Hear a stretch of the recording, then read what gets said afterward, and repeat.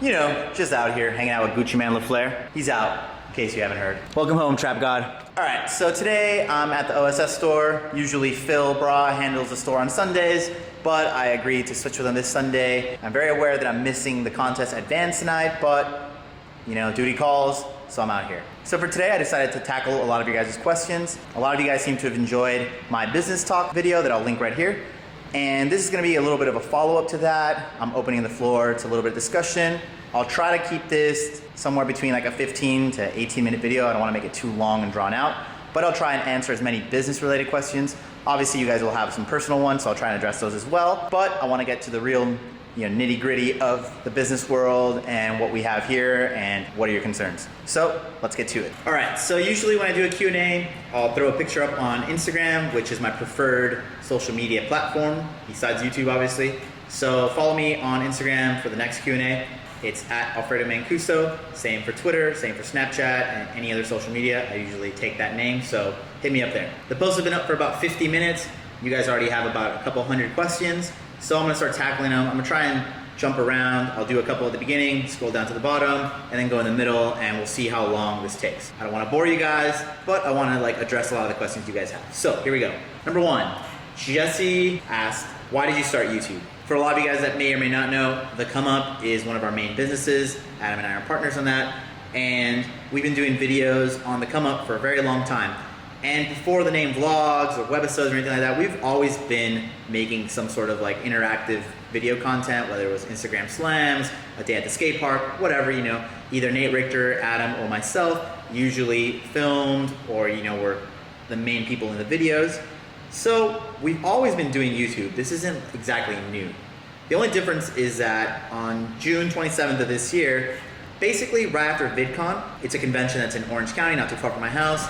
I hung out with Adam LZ, Tanner Fox, and a couple of the YouTubers over the weekend, and they seemed to have a really good time doing it. Then John Hicks, Caleb Quanbeck, Mikey Tyra, a bunch of the dudes on OSS started vlogging as well. So I decided that, hey, it'll be a cool challenge. It'll be something that'll give me more inspiration to go ride, because I also saw somebody ask in the comment section, does BMX riding ever get boring? And it doesn't necessarily get boring, but sometimes your progression isn't as quick, or you do get a little run down, your body aches and you're not inspired, let's say. So with YouTube, it gave me a really good reason to ride every day, to go out and be creative. I've always enjoyed the concept of documenting things. So whether it be via Instagram or Twitter or Snapchat, you can always see what we were up to when we were traveling or whatever it was that we were doing.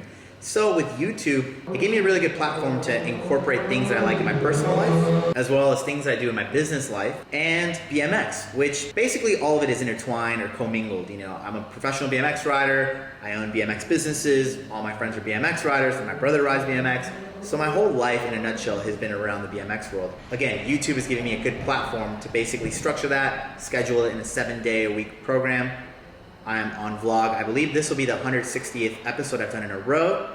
So we'll see how far I can take it. I don't really know when I'll stop or what the next step will be for YouTube, but I have some really exciting opportunities that are starting to present themselves towards the latter end of 2016, and 2017 seems really promising. Thanks for the question, Jesse.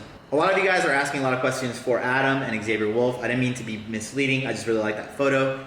Adam22 and Xavier are both people I look up to, both as people and people in the business world. Adam is my business partner. He started The Come Up, he started OSS, No Jumper, and Xavier is obviously a really cool dude, amazing rapper, and he has just a really good public image. So they're just two dudes that I think are very successful, and I've learned a lot from them, and that's why I had it in the thumbnail. But neither one of them are here right now, so if there's any questions that I can answer for them, I'll try to do it, but just keep in mind they're not here. It's Your Boy Tanner asked, what do you feel is one of the most stressful parts of running a business? You don't have a boss. If you started your own business, or you're doing it with your friends or business partners or whatnot, there's no one to run to. If there's something that's going on, you have to figure it out on your own and tackle it. So basically, it's like having a pet or growing a flower. You can't just plant it in the ground, or you can't just get a dog and just keep it in the backyard. You have to nurture it, feed it, make sure it's growing properly. So the same thing with a business, you have to be there 7 days a week, sometimes 15, 18 hours a day.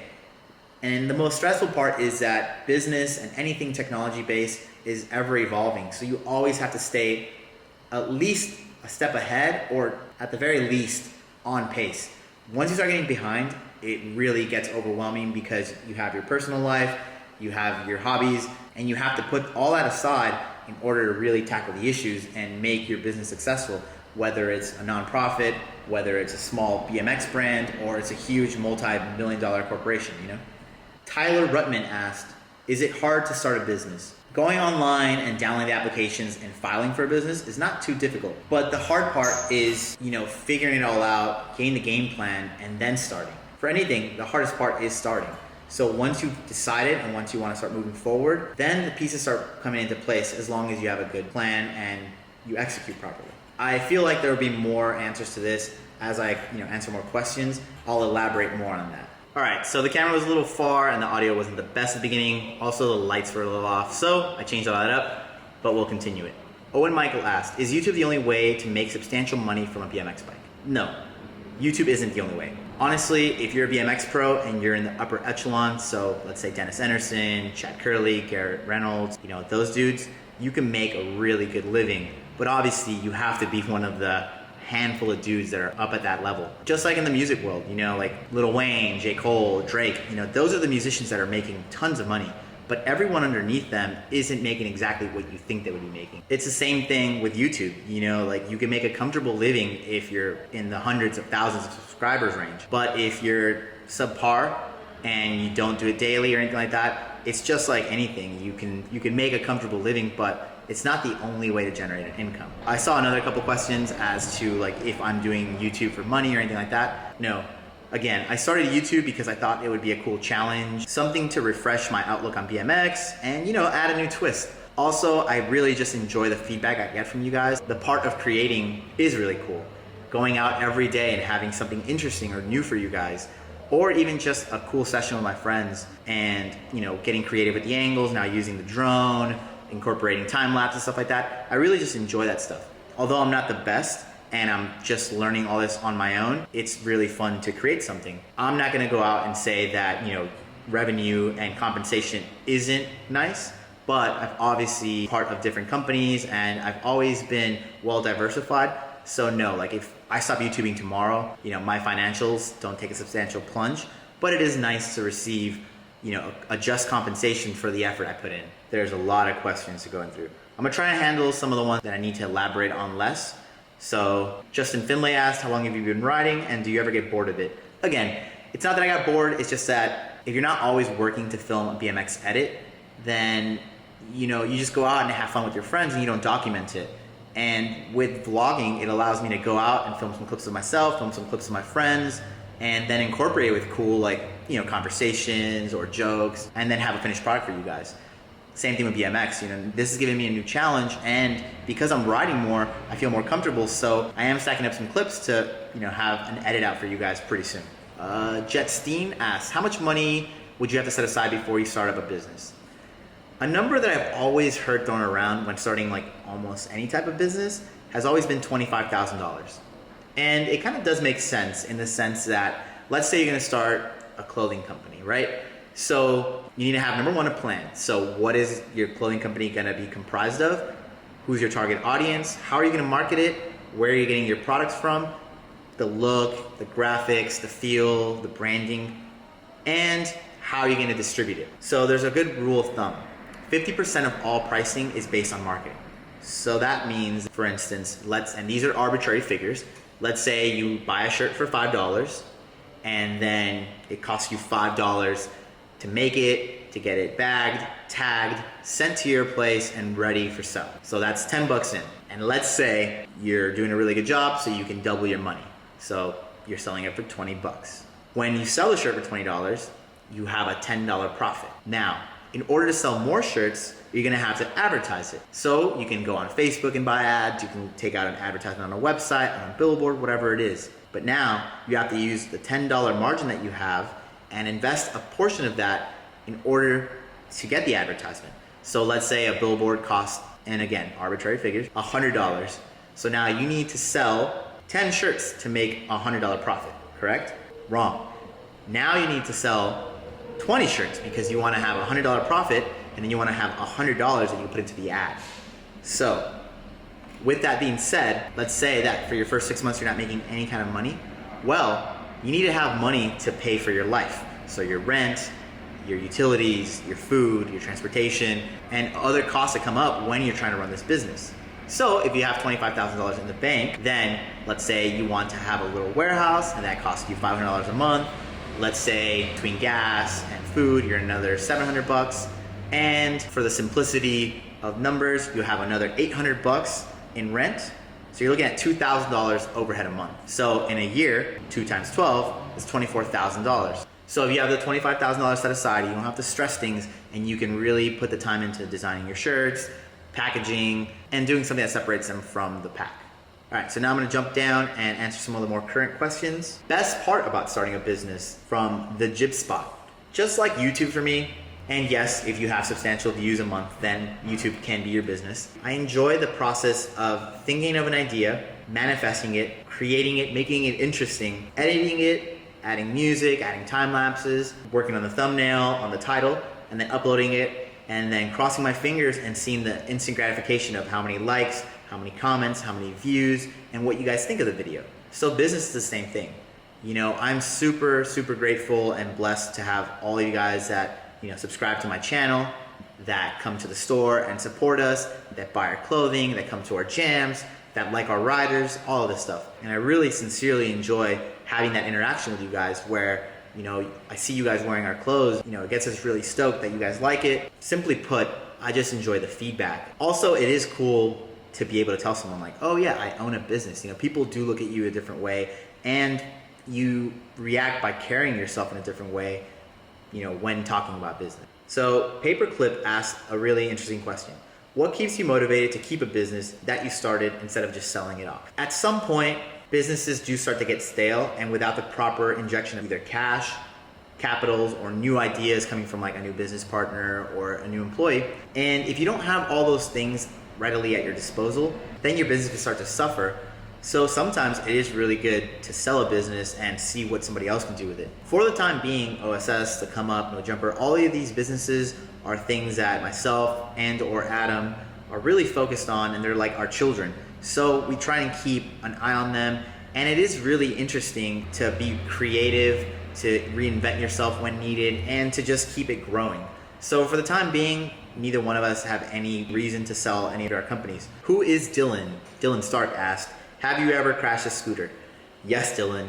When you and I went to Thailand on a DC Shoes road trip, I wrecked a scooter. Thanks for the horrible memory of my burned leg and my knees all scraped up. Rosen Valley asks, how come you aren't on the Shadow or S&M website if you ride for them? So BMX is an unspoken kind of like agreement between people. You know, you can have people support you, give you bikes, parts and stuff like that without having to have your name listed on the website. At the end of the day, we have our own business relationship in the sense of they give me product and I do my best to represent them in a good way. I've been a professional bike rider for going on 12, maybe 13 years now. And I really don't care anymore about having my name on a website or being in all of the web edits or anything like that. So it's not something that we ever talked about, me being officially a part of the team. But, you know, I still get free bikes and free parts, and, you know, I like working with both those brands. I really think that they deliver a really amazing product, and they're really important landmarks in BMX. You know, S&M has been around for 25 years, I believe. Shadow's been around for roughly 15 years.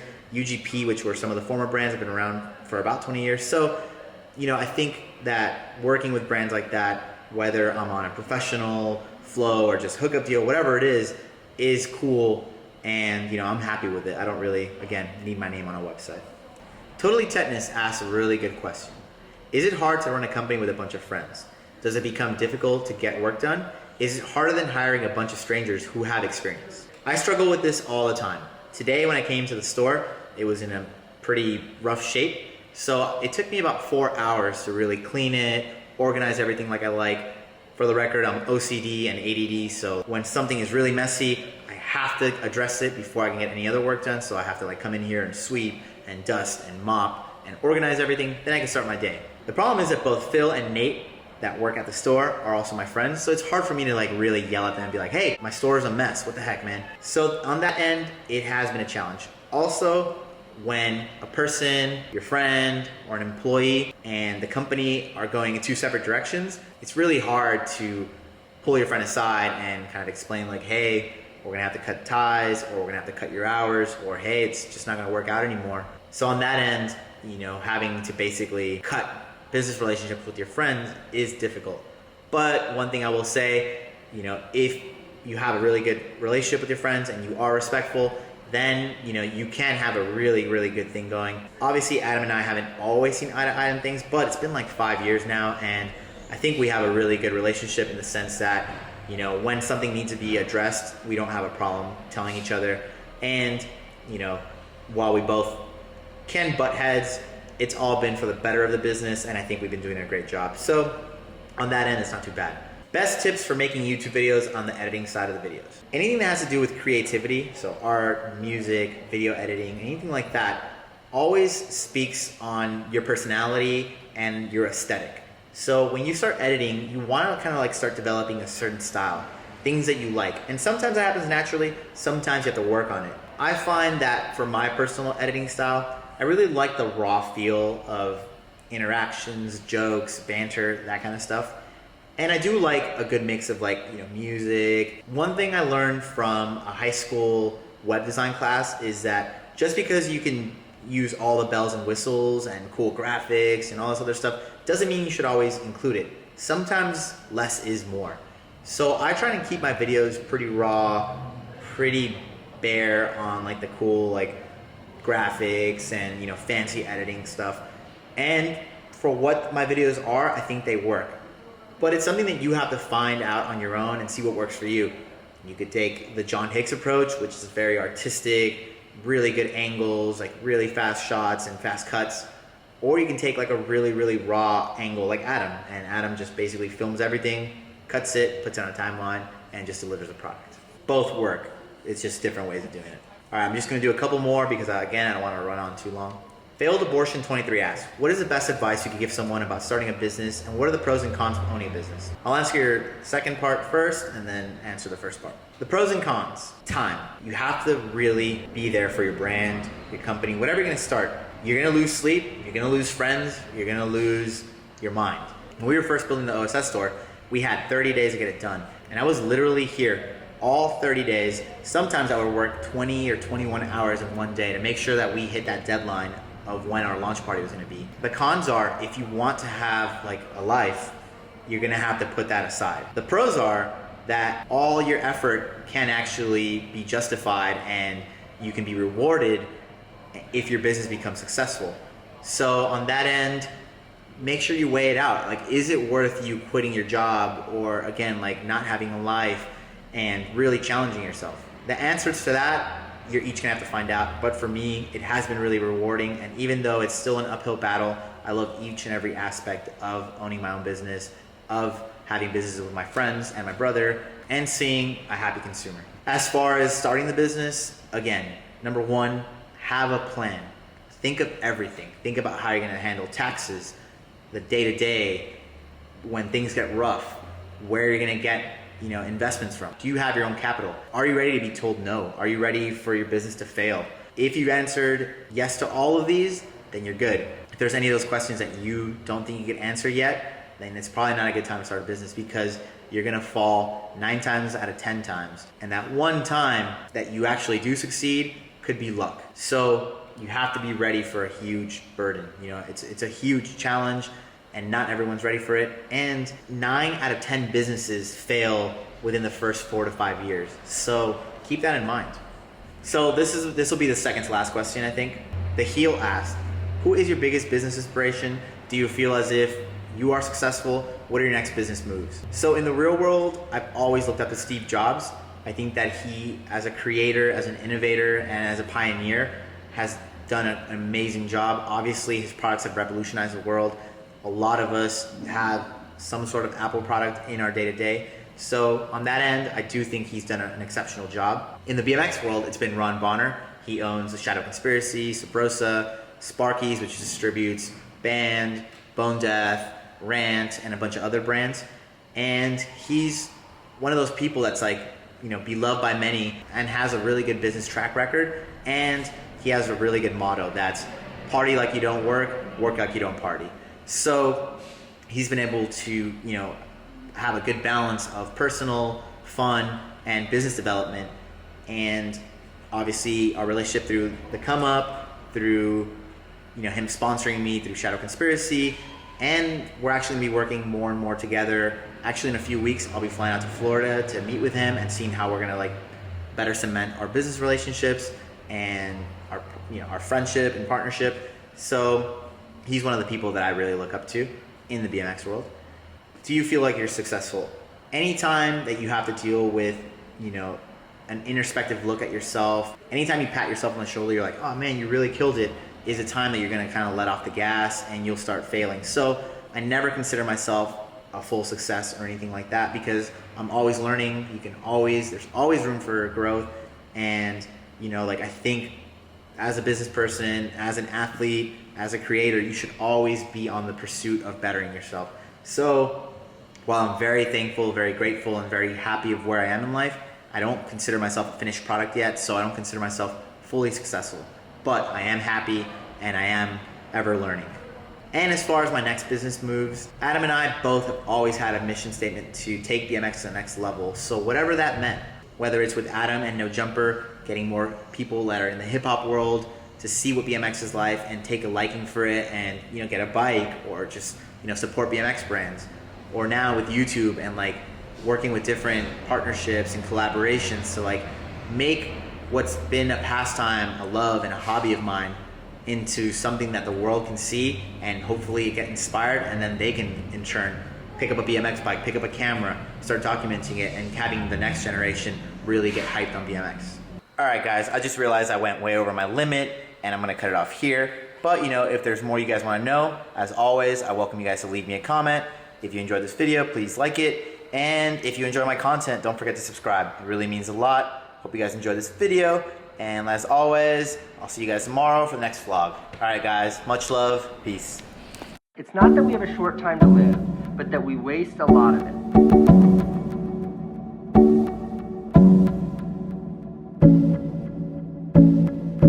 Not that we have a short time to live, but that we waste a lot of it.